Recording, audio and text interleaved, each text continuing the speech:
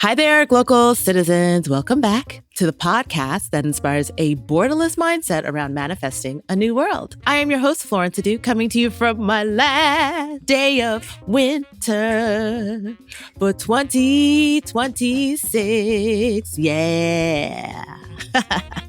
I wrote a song about it. Like to hear it? Here it goes. Those of you who come from a generation of X know that a little bit more than others. I'm joyful and gleeful because I'm leaving, and that I am able to host my guests that I have known for pretty much all of my adulthood. I think there are these phases of adulthood that we go through, and I honestly think I'm kind of in a Renaissance adolescence right now. Maybe we started to run these streets of Brooklyn in what I would call my adult adolescence. So this was in the late 90s into the early aughts during the tech boom. So at the time, I used to roll tight with one of my high school friends. He's a local citizen, Jonathan Laster. So that's how we used to run the roads. And yes, still do, exactly, because he's not, but he's on the road a lot. Well, we're all on the road a lot. Oh my gosh. But in any case, John Laster, that's how we met. And then we also used to crisscross the tech spaces back in the day. I'm going to let you talk about that when we get into the conversation. I'm really excited for this conversation. Old friends are always great to host and talk to, and people who are doing great things. That's the name of the game here. So let me get to his bio, and then we will get to our conversation. He is a polymath, a creative and strategist committed to building better communities and supporting all people. He is a parent, son, and sibling, and he is a friend and play cousin who loves his found families. As a poet, performer, jazz soul vocalist, musician, producer, and designer, there's that polymath for you. His works have featured in physical and digital publications like The Bomb, ESPN, YRB, and African Voices, About Place Journal, the Third World Press, High Side, Center for Black Literature's Killen's Review. I want to pick that up because it's a great place. The Brooklyn Poets, OK Player, BK Reader, Ebony, Soul Tracks. You get the idea.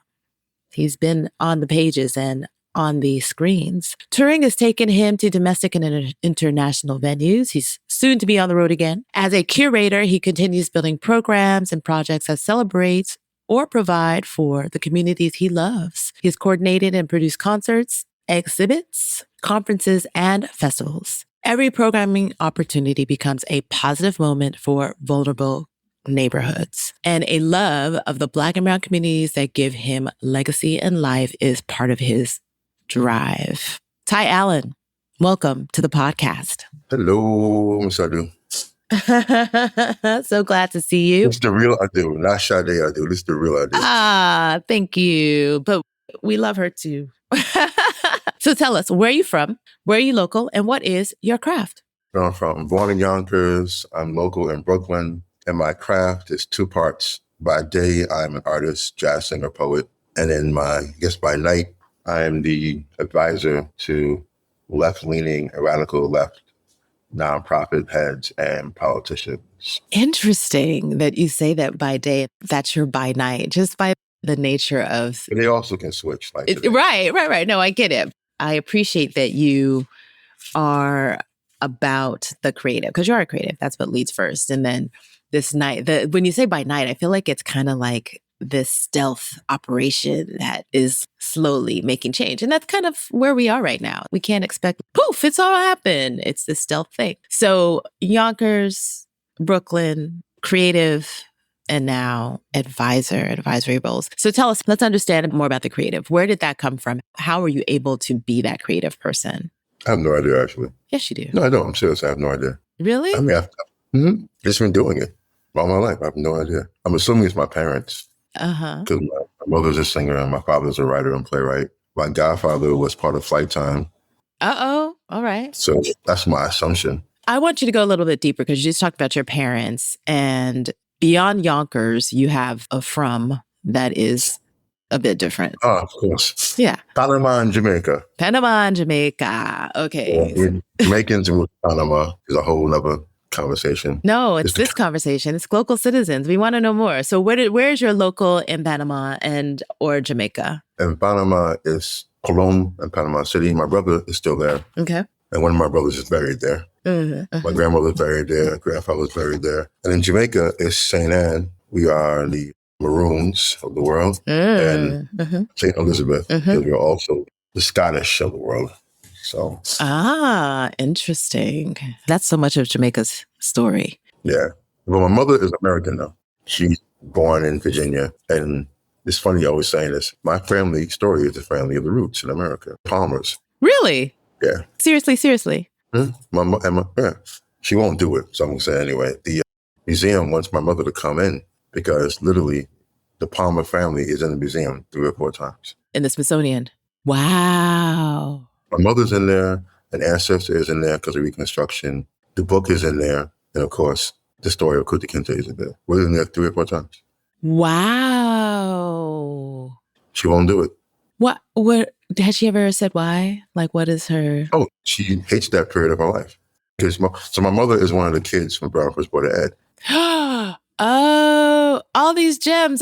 All these years I've known you. That's how I'm so political. I got a Black liberation theologist father and a civil rights mother. Okay, so we're uncovering all of your self of you is this roots thing. There's 2 cases. There's the case Brown and of course the one in Prince Edward County. And they combined into a class. Prince Edward. Yeah, that's in Virginia. My mom was one of the kids from Prince Edward. She's one of the student protesters. Then she also later on became one of the freedom teachers. Wow. Do you mind sharing her name? She'll kill me. Okay, no problem. We just know her surname is Palmer. So if anyone wants to kind of do some diligence on the Palmer family, then we know that much. But wow, so that's such a rich story. So first of all, okay, so you can't say it's just in you, but when did you figure out that, okay, this is how I'm going to make a living? This is what I'm going to do as an artist? 1996, Brooklyn Moon. Oh, okay. 97, 1997. Yeah. You remember those days. We're running around performing, and the owner of Brooklyn Moon, Mike Thompson, joked around and said, yo, you can make money off this. You should do this as a career. Do it. And I remember I was in my monkey suit coming back from DLJ. If you know, DLJ is a financial giant. Yeah. Back in the day. Yeah. I was there for design. And wait, so you're working as a designer? I wasn't working there yet. Oh, okay. And he said that, and I was like, you're right. So I started doing it. My parents thought I was crazy. They didn't compute in their minds that you can actually be a poet. My father was a writer and a poet, but he also had a day job. In his mind, you are supposed to have a day job, and then the writing, playwright, and the poetry stuff is supposed to be due after you leave work, not being work. That was funny. So in their heads didn't make any sense. Professional, what? You mean you'll be a singer? Like, no. But you can sing, yeah? So I wanted to focus on the poetry was actually supposed to be my day job. Of course, singing has become as if not more important, but yeah. So tell us about that period of time, because that was a time when slam poetry became a thing. And I feel like we went through a poetic renaissance of sorts where there was Def Poetry Jam. There were you had a cohort that you were part of. And so tell us about, tell us about them, that period, and how the activism of poetry translated into the other parts of your world and your life. But also, it wasn't this stamp, because I clarify it. It's New York, so New York has multiple scenes. Right? Yes. That whole slam poetry thing was one universe. There was a revolutionary poetry thing happening in... Is that New Yorkers? No, because New York was like everybody. Okay, that was everybody. New York and Brooklyn Moon and Tea Party, where everybody and mother converged in those. But okay. What's that school? New School? No, near New School. It's CUNY School. Something with an H. Hunter. Okay. College and NYU were kind of like this whole academic revolutionary thing. Yeah, I remember. Okay, we did. Yeah, I guess I never made the distinction, but yeah, we had our thing Columbia, too. Yeah. Columbia was, right, that's where Takala came from. Yeah. Takala was at that school. And then you had this whole thing happening over at Columbia. And then you had this old academic, old people thing happening all around us. And so I wasn't really a slam poet. I just hung out with slam poets. Okay. I was on the academic side, but I would cheat because I could sing. So I would be able to be in those rooms. I would use singing as a way to differentiate myself. So we all had these different scenes. But we meet, like you said, at New York Weekend, at Brooklyn Moon, at the Tea Party, and other places like that. So, and it was a bit of a renaissance for that reason, because everyone had these scenes were all kind of particular. but then the scenes bleed into each other. It felt like it was one thing happening. Slam poetry, I guess, was the easy way to say it, but it wasn't really just a slam poetry world. It was just these performances were happening. They were hip hop artists. Like, so Mos Def wasn't a slam poet or a poet, but he was hanging out with me and Jessica. Mullins was an actor who was a poet and a playwright who was hanging out with Saul. Mike Ladd was a producer who was hanging out with Saul, with Marcia, who was a painter. So this whole universe was happening where these different genres and disciplines were coming together, which is not unusual. No. That's what Renaissance is. That's what the Renaissance of the 1400s was. That's what because even technology-wise, because you remember, that's when Real Player came out. That was Napster. That was that whole time. Yeah. MySpace. So me and some of my friends were working on Real Player. At the same time, while being in the street, we'd leave these poetry readings, and at night working on Real Player. That was my first tech job, was to work on Real Player. Okay. I didn't know that. And then my first big one, anyway. Okay, got it. Oh, wow. So that all these things were converging into one universe, which is what happened in the Renaissance. It happened in the Autumn Renaissance. It happened in the Renaissance that occurred in the Caliphate in North Africa. It was just technology meets art, meets literature, meets politics, all at the same time. You can't avoid that. That was a beautiful time. That's what I mean. It was like my adult adolescence. So you were in that movement, and it was a movement that was world changing, because I think it did actually alter the entertainment path to a large degree. Yeah. What do you think happened? Because we were in a very conscious, that was like the age of consciousness. And so when you think about what happened to us and our creative and all that, what do you think changed? Money. Money, responsibility, and there's a window, first of all. That window, for most people, is short. Right. When you need to make different life changes or life decisions, right? Or just being in a craft, any craft, athlete, any kind of craft that requires your body. It's really a 3 to 5 year window. What I'm doing now at 53 is unusual. I should not still be able to do this at a high level. Okay. Think of the fact that John is still touring, John Last, reading. Think of all the people who was around him, aren't around anymore. Where's Will? Will Savins is gone. I haven't heard about Rudy in the longest time. Yeah. And I could go down a list of people, and it's dismissive of these guys. They probably are doing other things now. Our manager who managed me, our booking agent who had me, Will, Talent, a bunch of poets, rappers, and singers, that dude is now doing real estate. And the other one is now a politician. It's just life change. Yeah. It's like the career evolutions, right? Yeah. Right. Yeah. Remember Craig, right? Yeah. Remember Craig, my personal Craig? He's a teacher and a dean now. Oh, okay. Yeah. And he was literally one of the reasons why there wouldn't be a poetry scene in New York without Craig. He was one of the first people to actually turn it into a job. Wow. Yeah. And by 2001, he was on to something different. Yeah. I mean, things were so fast back then. So every Renaissance, right? Harlem Renaissance was not that long. We make it long in our heads, but it wasn't that long. Yeah, actually, you're right. Like half a generation is time. But, to your point, I was just thinking about what I was doing 10 years ago. And I feel like it was, wow. Part of the acceleration that I believe that we're feeling now is because technology has made such an impact on the ways that we navigate all of our world. And so I want to ask you that question about, so you talked about Real Player. Let's talk about your career in tech and some of the impactful things that happened during that time. That was fun. I mean, Real Player was amazing. Tell us, for those who don't remember or know what was Real Player? Real Player was one of the first media apps. And there's a company called Pseudo.com owned by Jupiter Think Tank. And they grabbed a bunch of young people, Black, white, Asian, purple, green, off the streets and put us in these rooms just lost on Broadway. What's it, 300 Broadway? 360? It's going on Broadway and Houston. It is now like some kind of sneaker store or something like that. And it's a room full of young people, creators, technology people, stuff we would be doing in our living rooms and in the basement. They put us all in one room. There's this guy named Galinsky, who was, funny thing, Galinsky's still doing this thing. It's kind of beautiful. And Galinsky was the head. And he literally told everybody, just let's figure out how to make this app work. My job, I was a producer, And I was trying to figure out how to make it work as a programming tool. Not Okay. to a programmatic tool. So podcasting, shows, performances. Okay. So for audio distribution. Audio and video, right. I was literally running around trying to find the best talent and trying to take what was the best thing on TV and radio and then putting it on the internet. Because I felt in my head, it's just another medium. The rules that work, some of the rules that work in traditional TV and radio should be also be able to work on these other platforms. You just got to figure it out because of time limitations or bandwidth. How do we take that and make it smoother? How do we take it and make it quicker? How to get in, get out. So someone's not lagging.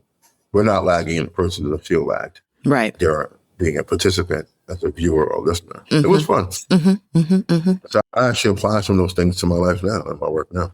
Interesting. And so where did Real Player evolve to for your career and also for the technology? Then from there, for me, I went to UBO. Right. That. Yep. Urban Box Office. Yeah. One of the first for that. We called it the Group 10.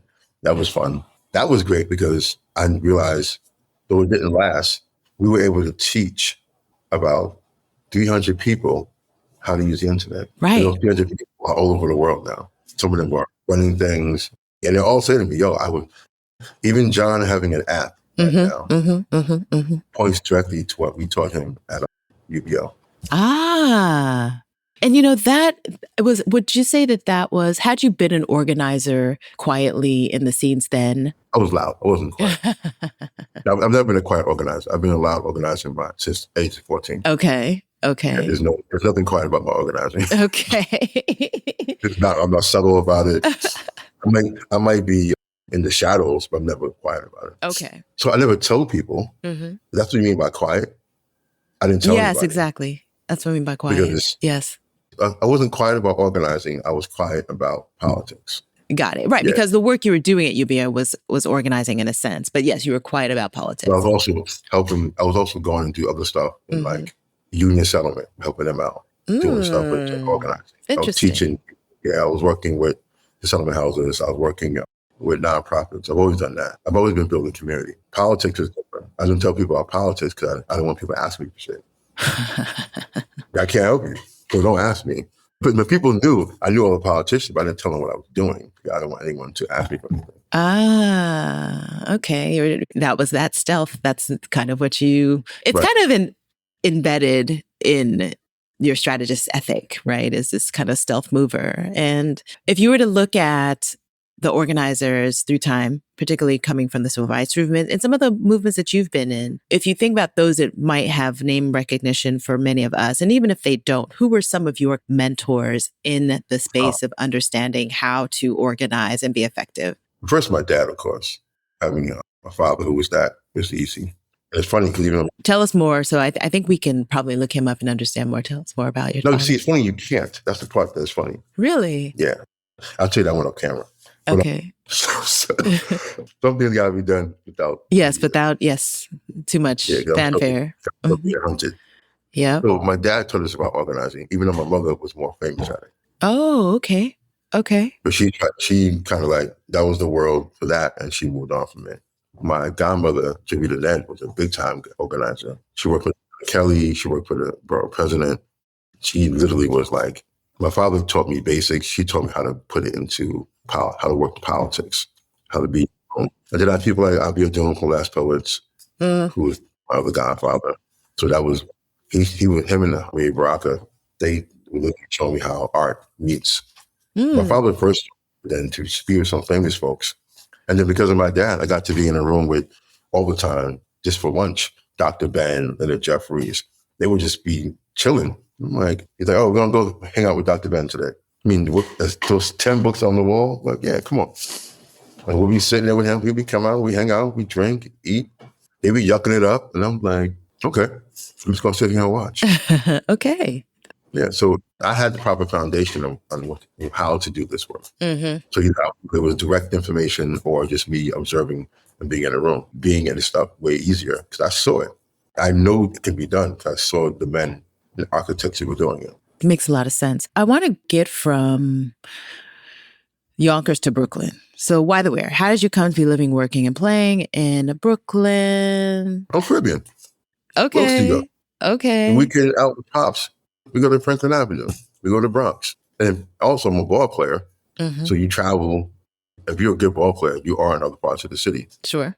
And you meet other people. And you always meet in the village. Back then, the village West 4th Street, yeah. West 4th Street. This place called, if anyone here over 45, remember Antique Unique or Unique. Yeah. Okay. Well, we're bringing our age. I'm old and I love it. Yeah. Especially with us being between 14 and 18. So many people I met then I'm still friends with. Those are my folks. Yeah. So coming to Brooklyn makes sense. I got hurt playing ball at Fordham. I knew I wasn't going anywhere. I transferred to Brooklyn College, but like, I'm going to go somewhere. I'm going to go to Brooklyn. Ah, okay. They also had the best sociology program in the country. And they also gave me a ton load of money. I'm like, I'm out. I'm going to Brooklyn. And I haven't left it. So that was 1991. Wait, I got hurt in 91. So I guess. So early in your career. Yeah. And I knew I wasn't going pro. So I'm like, why am I doing this? There's too much work to be annoyed. Yeah, okay. That was a decision that I think Brooklyn is very happy for, right? Because people think I'm from Brooklyn. Right. 100% uptown, Bronx and Yonkers first, always. So that's how you came to Brooklyn. We know that now. And so tell us about how you got active in these Brooklyn streets with the events that you were working on. How did you start to embed yourself in the Brooklyn communities to start to really evolve and then decide on a strategy that is dedicated to moving the dial? I'm not joking. I actually don't know. Seriously? I'm not sure. So who was the first community organization that said, okay, we're going to do this now? You got me thinking here. I'm trying to figure out who. I don't remember. And the funny part, I was saying that I was in Paris I was on tour in Paris. This happened. And I'm performing at this spot. It's kind of like a SOB type place. Killed the show. Ended up meeting these really cool chicks from outside of Paris. We're hanging out. And next day, I go to lunch with them. And Mike Ladd, who now lives in Paris, like, yo, where are you? I said, I'm with so-and-so. He started, I'm telling him. I said, nah, I'm not doing nothing. We're sitting there talking about how to get some socialists elected. He's like, how the fuck did you find a socialist? It's a room full of people. You end up now on a date. I said, well, I can't go on a date. I had a girlfriend. He's like, yeah, but still, you end up on a date in Paris trying to figure out how to get socialists elected in the country, in the rural parts of the country. So I say that to mean that I just always end up doing this. What do I do? I was in Puerto Rico for a conference and ended up in the hood. Okay. The hardcore hood, talking with the activists. Everyone else is at a party. And I'm in the middle of Old San Juan and the middle of Alley, drinking cerveza and tequila, strategizing with the local activists. Wow. That's so interesting. This is who I am. It's an energy. Yeah. I'm going to always end up, I'm not Che Guevara, but I'm damn near close. I'm going to end up somehow with the revolutionaries. They see me and they know. And it always makes me laugh because you know me. I like clothes. I've got fashion, I'm wearing Gucci, going on $400 Jordans, and I'll be in the middle of the worst part of the city just like that. And everyone was like, oh yeah, he belongs here. And you can see that, like you said, it's like energy. So I honestly don't know the first thing I did in Brooklyn. I just knew I was. Like even with Tompkins, people have zero idea that Tompkins Avenue is an offshoot of the work that my man Adrian, his wife, was a chef. Her, me, this girl named Isis, we were the first to build a program that became Tompkins. So Adrian and his wife did it first, and it was cool. You remember I was doing a beer and wine festival. Yes. Some guys who were running the organization, Bridge Street, were like, yo, can you replicate that? I'm like, yeah, easily. And so the first one we did with them, we tore up the street. It was like, the funny thing, I did it while I was on tour. I set it up. I had some people handle the day. And 500 people, 600 people, 1,000 people, something ridiculous was up and down Tompkins. They were like, And then we started doing other things called Feast Bed-Stuy all around Bed-Stuy. And that became popular. Even if something they're doing now, which is the Closet Crawl, we started that. That's nice. That's timely. They may not even realize that we started. But we were the first to do bar crawls in Bed-Stuy. There wasn't even the BMI Festival was the first BMI Festival in the hood. Not the first festival, because Mickey owns that. The man who owns the Calypso store on Fulton Street, you'll give him a shout out. That Trinity, he's the first festival in Bed-Stuy. He's the master of that. We all need to, and anyone doing a festival in Bed-Stuy needs to hail him, because none of us would be doing this if not for the work that he laid down. Do Carnival. Everybody knew Carnival was going to happen, but you had to be on that stage, because that was where you could just wild out, and all the band, Kitchener, Blue, they all would show up in burning flames to be on the street of Fulton or behind Restoration, big concerts. And I took from learning from him and Dwight Phillip and turned that into the Beer Wine Festival. I knew it could be done. I've seen my elders do it.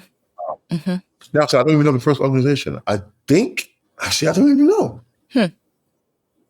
So my first big thing would be, damn, I have no idea. It's okay. In my head, I've been telling myself it's 2008. Okay. It was 2008. I remember, because I remember running into you and you were saying, oh yeah, we're going to be doing this. Because, yeah. I think.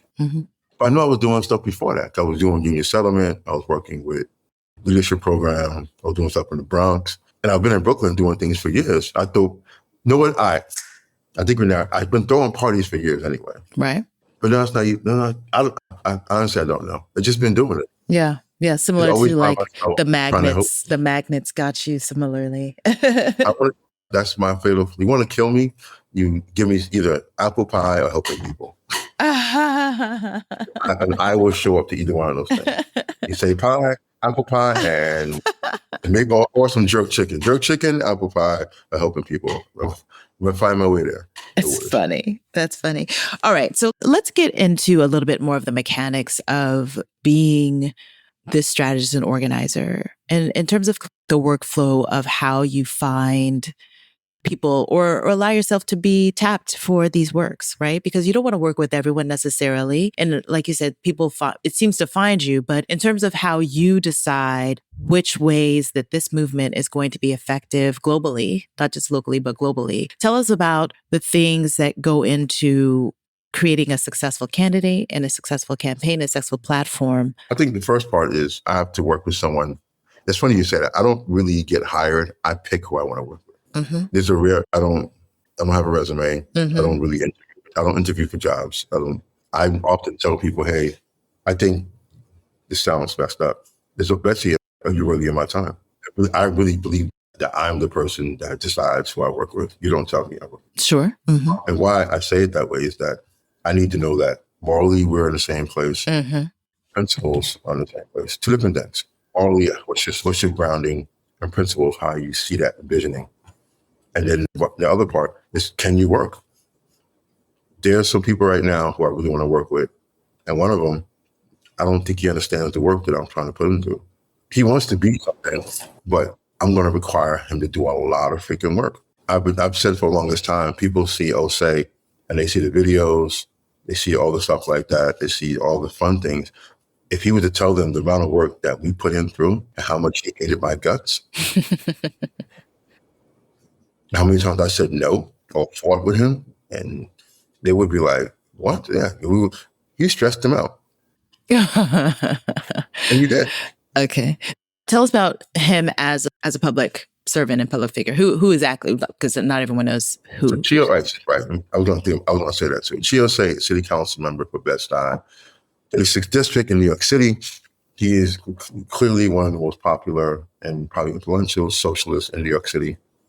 Mamdani, this thing they call the Mamdani effect is not the Mamdani effect. It is the Chiosei effect, because Mamdani and those folks are replicating what we did with Chiosei. And fully disposable. It was easy with Chi because Chi himself was a star who knew this is the way he wanted to go. So it's very clear the team we put together was based on the fact that this was his vision. This is kind of crazy to say it. He Beyonce the entire thing. If you know Beyonce may not be able to write music, but she knows exactly what she wants, and she will build a team around to build what she wants. That is, and I know that from a fact, because my friends who work with Beyonce have told me the woman is clear on her vision, and if you don't get the vision, she clearly can see you don't and will replace you. That by itself is a talent. So Chi is like that. He sees what he wants, and he'll put together a team to make it happen. or to get the people to make a team happen. And I think, so it's hard for people to see that. And that's what comes back to your earlier question. That's the thing I look for. Can you not just be this, but do you understand what we're about to do? There's a woman we're working right now in New York City who I literally saw her when one of my clients went to run for Congress. I had built a dossier of who we should support. And at the time, one of the national agencies was sending me around the country, sent me 2 places anyway, to go talk to other candidates to use how we do social media with she and with myself. They were trying to figure out how the hell I was touring the world without a hit record and selling out. But the things I would do for myself, I could do for other people. So there's one young lady I saw online, and I was like, I texted her, yo, I fucked with you. She's like, did you really just send me a message? You? I was like, yeah, that's crazy. Because why would you? I was like, because I can see what you're doing. I actually told her what she was doing right and wrong and what things are missing. She's like, how'd you know this? Like, this is what I do. I'm a guru. I see what other stuff people don't see. Mm-hmm. Short period of time, just using this metric, in less than a month, she's gone from 3,500 to 12,000 people following her. Oh, wow. That means, no. Is it her seeing the bigger picture, getting a team around her that does all the things to make it work? Yes. And so I was like, down to be your senior advisor on all parts because I know you want to work. Because there's no magic pill. I'm not a magic pill. There's no magic pill. I know what I can see, and I will definitely go, this is wrong, that's right. And then you don't have to agree with me. But I always tell people there are cases where I'm going to tell you, and it's far in between no or yes. This is static. I don't care what you're saying. And that's rare. It rarely happens. When it happens, because I know something you don't know. But most of it is really just about those things.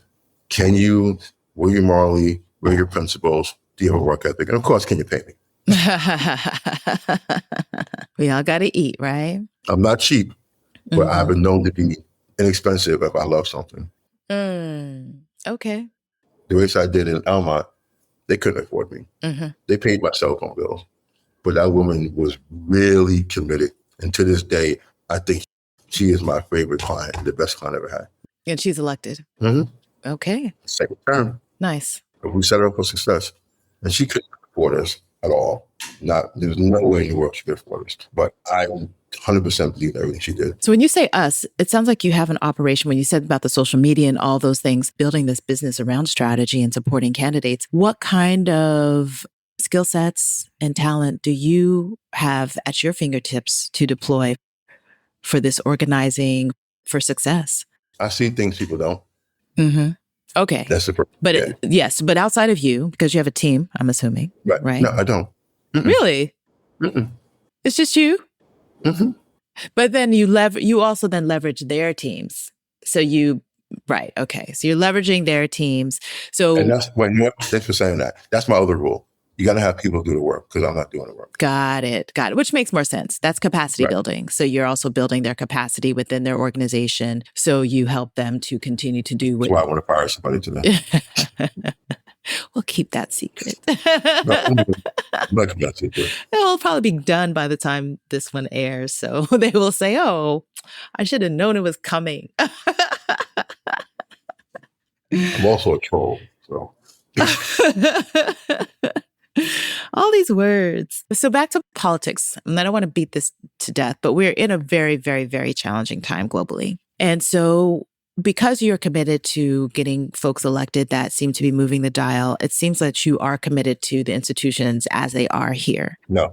Okay. So tell us about what your vision is for a really functioning society, because even I shy away from saying, oh, we need a better democracy and blah, blah, blah. No, because I'm not sure that, first of all, in whatever the translation that has been lost and how we determine what citizenship is, and I say citizenship, meaning what the responsibilities are of people who are citizens of a republic or of a local, jurisdiction, feel accountable to do.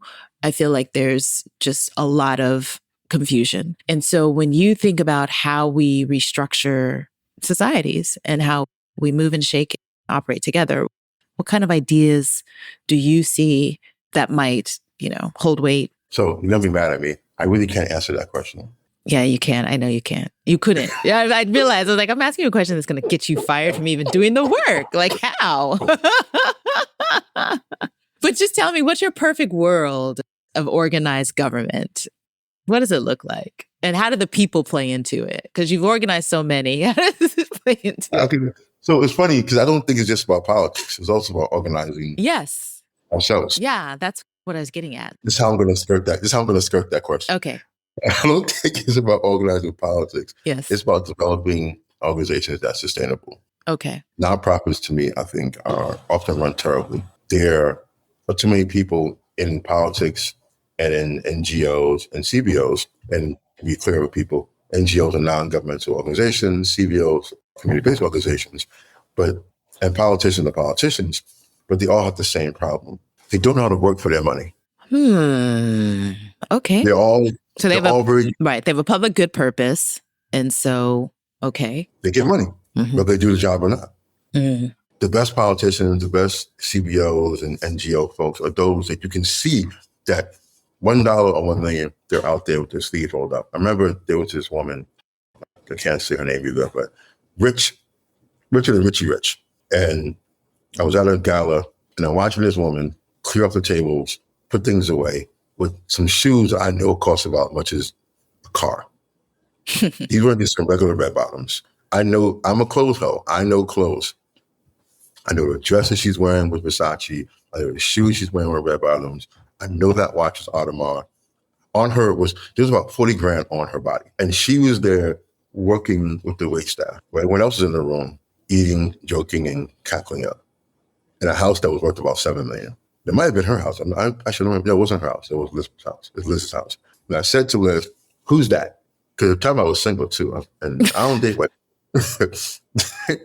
I don't date white women. To be real clear. I said to Liz, if I was a dating white woman, that's what I would date. She's like, why? Because I know she's rich. And is she a board member? She goes, yeah, well, how'd you know? But why is she in there working? The rest of us here in this room. And she's like, damn. Because no other board member was in there. No other executive was in there. And when I found out that she was a millionaire, 8 figures, but she believed in working with community, and she would take a salary basically for the hell of it to workplaces and use that money to give back to nonprofits. That's the person who's working for their money. And they are committed. They're not just making a buck. Because when you don't work for your money, sometimes you don't understand accountability. You don't understand your privilege. You don't understand what's the work we're looking for. You don't understand process. Because when you were working for the mayor's office, there were rules. There's process you have to follow. When I was working at Craft, it was one of the best experiences I had in my entire life. Because there were some things. I couldn't do W without X happening. I couldn't do Y without X happening. Without X, Y was not going to happen. And I had to learn sometimes how to do X so I could expedite what I was working on. I mean, I was working in shipping, and all the trucks that were moving, trains, stuff that were moving around the country, my young behind had to keep them all in place. And I was like, wow, this is crazy. But I had to do it. And I learned so much. And it's like early 90s about what that means to keep an operation. We're talking about multi-million dollar. Every truck was $1 million because the truck had foods on it, staff on it, gas, electricity, the actual truck, the actual crate itself on the train. That big old thing was worth thousands of dollars. So that was damage. That means you're taking off. That's new money. That's time and money. And folks don't understand that. And so when you work with these politicians, those CBOs and NGOs, and they have no idea process, it drives me nuts. So the reason why I mentioned all that, you see that now in government right now. The current, yes. Mm-hmm.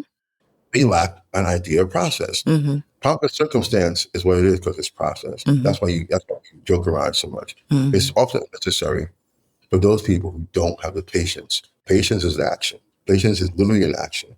Patience allows you to see things. Patience allows you to do things. It is not some arbitrary do nothing. But if you are being evil, and I say that they can hear me. You're being evil, you're being authoritarian, you're being deceptive and deceitful. You don't want process, because then people can catch you on your nonsense. They can catch you, they can stop you. They can stop, it interrupts you. And then you can end up being in the binky or the pokey. So they're not stupid. They know what they're doing. But then we can't adopt these habits. We have to be better. We've been adopting habits of are oppressive for way too long. Black excellence is oppressive. Making $1 billion is oppressive. Making a multi-million without consciousness and looking for your fellow man is oppressive. Adam Smith was very clear in his book of that, which is it's not the beginning of capitalism, but it definitely is the story of capitalism.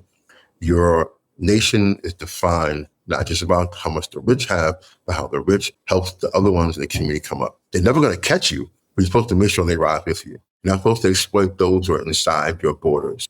We exploit inside our borders all day long. Yeah. Even a corporation is supposed to, it's basically a small state.